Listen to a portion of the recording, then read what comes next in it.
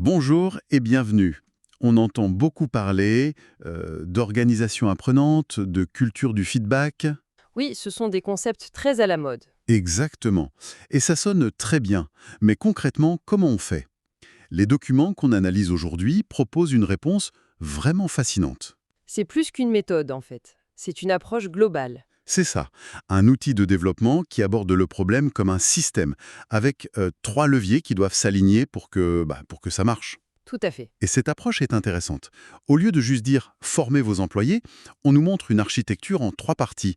Il y a le participant, l'animateur et puis le projet, le cadre quoi. Oui. On va explorer ces trois dimensions pour voir comment elles s'emboîtent. Et avant même d'entrer dans les détails, je pense que la philosophie de départ est cruciale. Les sources le disent tout de suite. Ce n'est pas un outil de jugement. Ah, ça c'est important.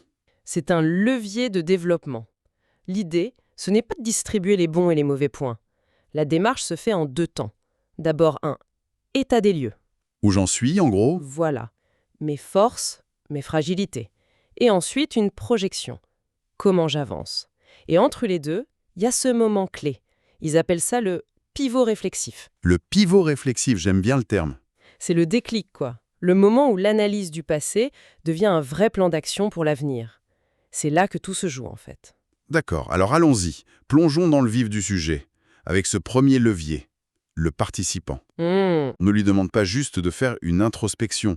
L'objectif, c'est d'évaluer sa contribution à ce que les documents nomment l'intelligence collective. Comment on aide le groupe à mieux penser ensemble? C'est ça. Et pour ça, trois compétences sont mises en avant. L'écoute active, bon ça, on connaît, c'est la base. Oui, L'affirmation constructive, c'est déjà plus subtil. Comment dire ce qu'on pense sans braquer, en ouvrant la discussion. plutôt qu'en la fermant. Voilà. Et puis, il y a ce troisième terme qui m'a interpellé, la posture de miroir. Au début, je pensais que ça voulait dire imiter l'autre ou quelque chose comme ça. Mais c'est plus profond, non? Ah oui, c'est beaucoup plus profond. C'est peut-être même la compétence la plus sophistiquée du lot.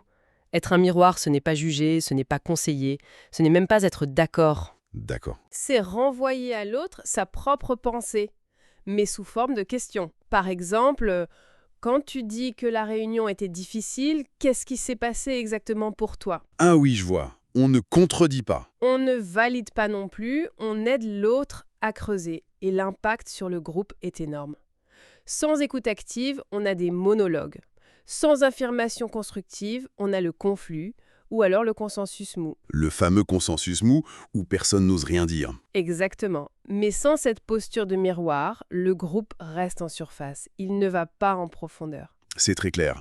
On ne donne pas de solution, on aide la personne à trouver les siennes.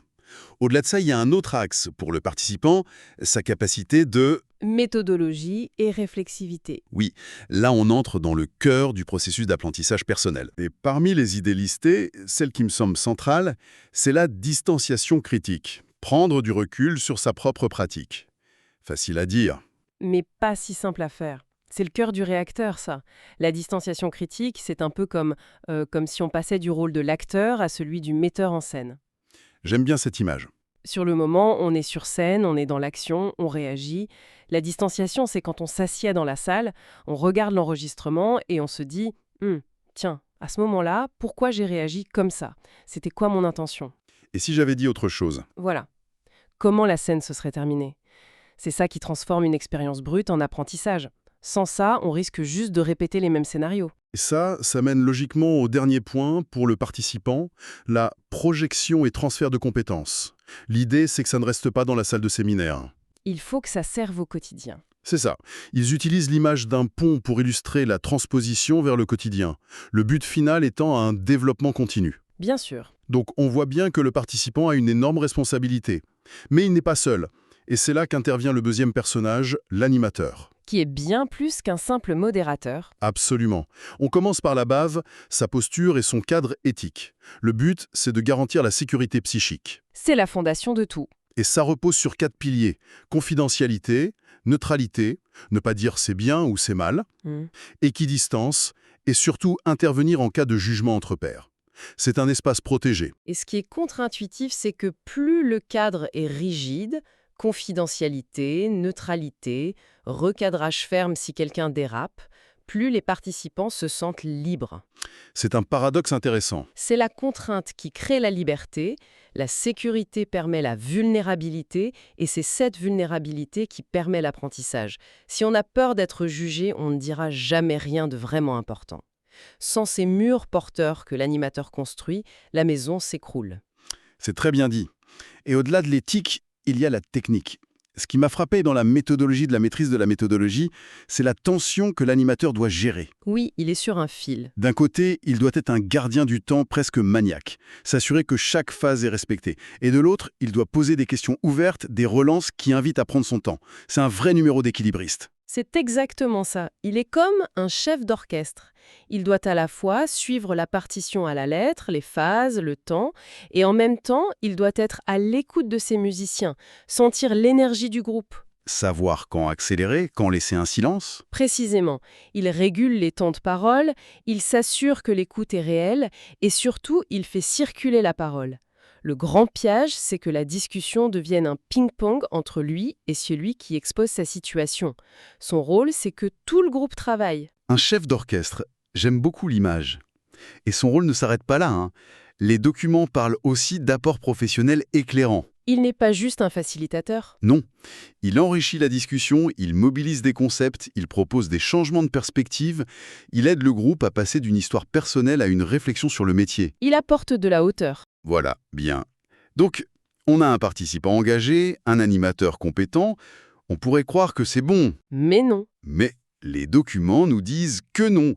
C'est là qu'intervient le troisième cercle, le troisième levier. Le projet lui-même, le dispositif.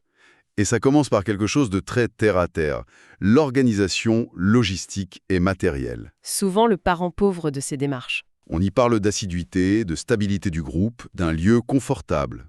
Mais il y a un point qui semble non négociable, la disponibilité psychique. Zéro interruption. C'est ça, pas de téléphone, pas de notification. Honnêtement, ça paraît presque utopique dans le monde de l'entreprise d'aujourd'hui, non ? C'est un luxe. C'est une excellente question, et c'est au cœur du problème. On peut voir ça comme un luxe, ou on peut le voir comme une condition de travail. D'accord. Si on considère que la réflexion, c'est un vrai travail, et c'est ce que les documents sous-entendent, alors cette disponibilité n'est pas négociable. C'est comme demander à un chirurgien d'opérer avec son téléphone qui sonne. L'image est parlante. Ce travail de prise de conscience, ce pivot réflexif, c'est fragile. Une seule interruption peut tout casser. Le fait de garantir cet espace-temps protégé, c'est le message le plus fort que l'organisation peut envoyer. On prend votre réflexion au sérieux. Ce n'est pas une dépense, c'est un investissement. Exactement. Vu comme ça change tout. La logistique, ce n'est pas un détail, c'est un message stratégique. Et ça nous amène directement à l'idée d'ancrage institutionnel. Il faut que le dispositif soit solidement arrimé à l'organisation. Oui, sinon, c'est juste une parenthèse. Ça passe par un alignement avec la stratégie, un soutien managérial, mais surtout par cette idée, le temps, c'est de la valeur. Le temps d'analyse est reconnu comme du temps de travail. Voilà. Si votre manager vous dit « c'est super ton séminaire, mais j'ai besoin de ce rapport pour hier », tout s'effondre. Le soutien, ce n'est pas juste une permission. Non, c'est une protection active de ce temps. La différence entre une tolérance passive et un soutien actif est fondamentale. Expliquez-nous ça. La tolérance passive, c'est « vas-y si tu veux », du moment que ça n'impacte pas ton travail. Le soutien actif, c'est important que tu y ailles, donc on va organiser le travail de l'équipe pour que tu puisses t'y consacrer pleinement. C'est un changement de culture, en fait. Totalement. Si le dispositif est vu comme une bulle déconnectée, il disparaîtra à la première coupe budgétaire. S'il est vu comme un moteur du développement, il devient un investissement durable. Et pour s'assurer que cet investissement est rentable, le projet doit mesurer son impact, son transfert en situation réelle. Est-ce que ça change vraiment les choses sur le terrain ? C'est la question. On évalue si les nouvelles postures sont mises en œuvre, si le sentiment de compétence augmente. Et on se projette aussi avec des indicateurs d'évolution pour décider si on reconduit, on ajuste ou on arrête. Le dispositif doit vivre et s'adapter. Alors si on prend un peu de recul, qu'est-ce que tout ça nous dit ? La diapositive de Saint-Ève résume parfaitement cette vision. Oui, elle est très claire. Pour le participant, l'enjeu, c'est l'intelligence collective pour définir son propre axe de développement. Pour l'animateur, c'est la maîtrise de l'éthique et de la technique pour ajuster sa posture. Et pour le projet, c'est de gérer l'impact et l'ancrage institutionnel pour assurer sa pérennité. Et cette synthèse montre à quel point ces trois pôles sont inséparables. C'est comme un tabouret à trois pieds. Ah, j'aime l'image. Le développement du participant, c'est le premier pied. Il dépend de la compétence de l'animateur. le deuxième pied. Mais ces deux-là ne peuvent rien si le cadre, le projet, le troisième pied, n'est pas solide. Soutenu par l'organisation. Voilà. Si vous enlevez un seul de ces pieds, tout le système s'effondre. C'est la force de cette approche ISTE. Elle nous oblige à penser le développement non pas comme une action isolée, mais comme un écosystème. C'est un excellent résumé. La dernière diapositive conclut d'ailleurs avec une citation qui capture bien cet esprit. Laquelle? Le temps dégagé pour l'analyse n'est pas du temps perdu. C'est la preuve de la valeur accordée à la pratique professionnelle. C'est une phrase qui devrait être affichée dans beaucoup de bureaux, je trouve. Absolument. Et le document ne se termine pas sur une belle phrase, mais sur un appel à l'action. Ah oui. Oui, très concret. Identifier une action concrète pour le prochain cycle. Ça ramène toujours au terrain. Mais ça soulève une question encore plus vaste, une question que ces documents nous laissent en suspens. Laquelle? Au-delà de ces sessions dédiées, comment une organisation peut vraiment infuser cette culture de la réflexivité au quotidien?